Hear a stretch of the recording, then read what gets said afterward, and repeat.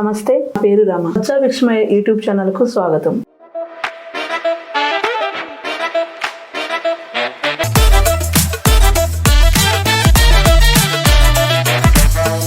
Sir, ప్రస్తుతం యువత globalisation social media మధ్య పెరుగుతుంది కదా, మరి ఈ సాంప్రదాయ సంస్కృతిని వారికి ఏ విధంగా చర్యలా చేయాలంటారు?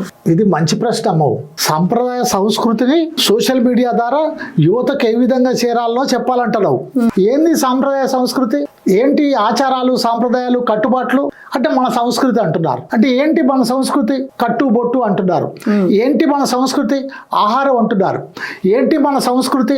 వేషము, భాష అంటున్నారు. అంటే ఆ ఆర్యులు సృష్టించినటువంటి సంస్కృతి మన సంస్కృతి అని వాళ్ళు అంటున్నారు. దాన్ని యువతకు ఎలా దగ్గర చేయాలి అని మేము ప్రయత్నం చేస్తున్నామని వాళ్ళు అంటున్నారు. కానీ నిజానికి సోషల్ మీడియా ద్వారా తమ సంస్కృతిని తాము తెలుసుకోకుండా ఉండటం కోసం సోషల్ మీడియా నిండా విష సంస్కృతిని నింపుతుంది ప్రభుత్వ విధానం. సోషల్ మీడియా నిండా విష సంస్కృతి నింపుతుంది ప్రభుత్వ విధానం, ప్రభుత్వ ఆలోచన.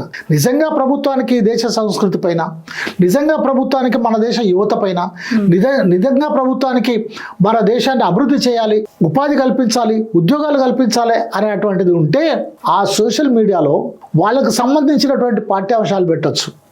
ఆ సోషల్ మీడియాలో వాళ్ళకు సంబంధించినటువంటి సాహిత్యాన్ని పెట్టొచ్చు.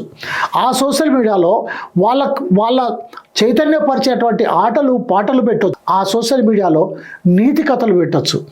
ఆ సోషల్ మీడియాలో భారతదేశం యొక్క నిజమైనటువంటి చరిత్రను పెట్టొచ్చు. ఎందుకు షాహిద్ భగత్ సింగ్, రాజగురు, సుఖదేవ్ ఉరిదీయబడ్డారో పెట్టొచ్చు. ఎందుకు భారత ప్రజలు జలియన్వాలా బాగులో ఎన్ని 100 మంది కాల్చేయబడ్డారో పెట్టొచ్చు. ఎందుకు భీమా కోరేగామి యుద్ధం జరిగిందో పెట్టొచ్చు. ఎందుకు జల్ జంగల్ జమీన్ అనే అటువంటి పోరాటాన్ని కొమరం భీం ఆదిలాబాద్ అడవుల్లో నైజాం నవాబుకు వ్యతిరేకంగా చేశాడో పెట్టొచ్చు.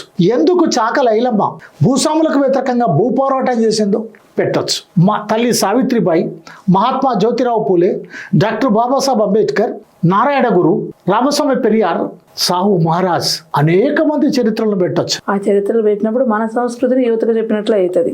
ఇప్పుడున్నది పెట్టినట్లయితే వాళ్ళ మీద చెడు ప్రభావం చూపించినట్లు అవుతుంది. అందుకని ఇప్పుడున్నది పెడతారు. ఇప్పుడున్నది కూడా పెట్టరు. అందులో ఏం పెడతారంటే సెక్స్ పెడతారు. అందులో ఏం పెడతారంటే క్రైమ్ పెడతారు. అందులో ఏం పెడతారంటే మోసం, దగా పెడతారు. అందులో ఏం పెడతారంటే సావుల్ని పెడతారు, ఆ సావుల్ని పెడతారు. అందులో ఏం పెడతారంటే మఠాలు, అక్కడక్కడ ఏర్పాటు చేసుకున్నటువంటి మఠాలు. రోజు మనం పేపర్ తీస్తే ఎంత దరిద్రమైనటువంటి పరిస్థితి ఉందో మనకు తెలుసు. ఈరోజు ఈ సోషల్ మీడియా ద్వారానే ఈ యూత్ తాగుడుకు బానిసయ్యారు. ఈరోజు ఈ సోషల్ మీడియా ద్వారానే ఈ యూత్ తల్లి చెల్లె వరసలు లేని పరిస్థితి ఏర్పడ్డది. ఈ సోషల్ మీడియా ద్వారానే.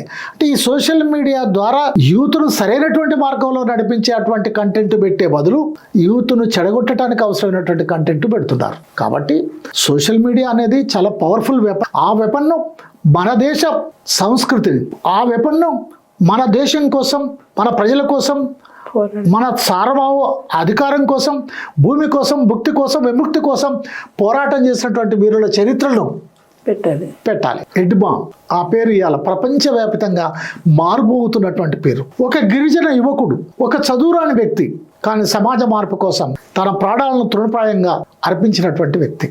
ఇవాళ ఎక్కడ చూసినా, ఎవరిని చూసినా ఇడ్మా త్యాగం ఏదైతే ఉందో ఆ త్యాగం ఎవరితో పోల్చినా తక్కువ అనేటువంటి పరిస్థితి మనకు కనపడతా ఉంది. సో అందుకని ఏంటంటే సోషల్ మీడియా అనేది యువతను చెడగొట్టే విధంగా ఉండకుండా యువతను బాగు చేసే విధంగా కంటెంట్ పెడితే ఉంటుంది. అలాంటి కంటెంట్ పెట్టే కంటే ఇతర కంటెంట్ పెడుతున్నారు. అది మన దేశ సంస్కృతి అనేటువంటి పేరుతో. అది విషయం. చాలా కృతజ్ఞతలు సార్. నమస్కారం అమ్మా. ఇలాంటి మంచి విషయాలు తెలుసుకోవాలంటే బొజ్జా భిక్షమయ్య యూట్యూబ్ ఛానల్ని లైక్ చేయండి, షేర్ చేయండి, సబ్స్క్రైబ్ చేసుకోండి. Thank you very much.